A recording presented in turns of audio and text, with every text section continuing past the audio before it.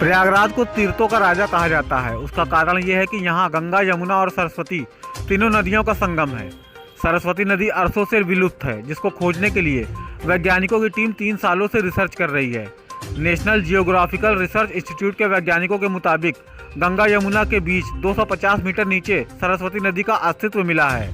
वैज्ञानिकों के मुताबिक सरस्वती नदी 45 किलोमीटर तक फैली हुई है। इस बात पे विश्वास करना भी चाहिए और विश्वास होना ही चाहिए, क्योंकि हम अनादिकाल से मानते आए हैं कि यहाँ पर माँ भगवती गंगा, यमुना और माँ सरस्वती विराजमान है। ये हम मानते हैं। अक्षयवट के अंदर हम देखते हैं किले में यहाँ सरस्वती कूप भी है, तो कहीं न कहीं यहीं से माता जी का कूप का अर्थ हुआ कि कुंड है।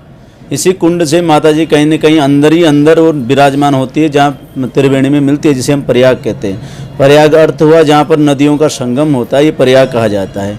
और इसलिए ये इस स्थान का नाम प्रयाग रखा गया कि तीनों नदियों का संगम होता है ये। और माँ सरस्वती तो अनादिकाल से चली आ रही। जिस तरह से गंगा माता का अस्तित्व है, यमुना जी का अस्तित्व है, ऐसा ही सरस्वती माता का भी अस्तित्व है, क्योंकि सरस्वती माता तो विराजमान है ही है।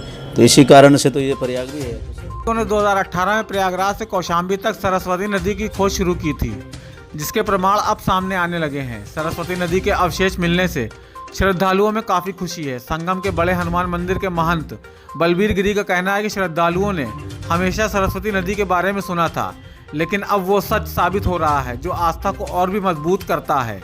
बोल रहे हैं रिसर्च जो हुई है, अगर ये इसमें सच्चाई है ही, क्योंकि ये अनादिकाल से चले आ रहे हैं, लेकिन इससे जिनके मन में भ्रांतियां थी कई प्रकार की, वो भ्रांतियां कहीं ना कहीं दूर हो चुकी है इस रिसर्च। बहुत सुखद अनुभूति है, क्योंकि कोई भी जो स्नान करता है तो पहले मन में कहीं ना कहीं कुछ लोगों की ये भ्रांति रहती अवश्य होगी कि गंगा जमुना में हम स्नान कर रहे हैं, लेकिन ये साइंटिफिक सामने आने से एक तरह का जो मनोवैज्ञानिक जो साइकोलॉजी इफेक्ट है वो कहीं ना कहीं दूर हो चुका है मनुष्यों के मन से।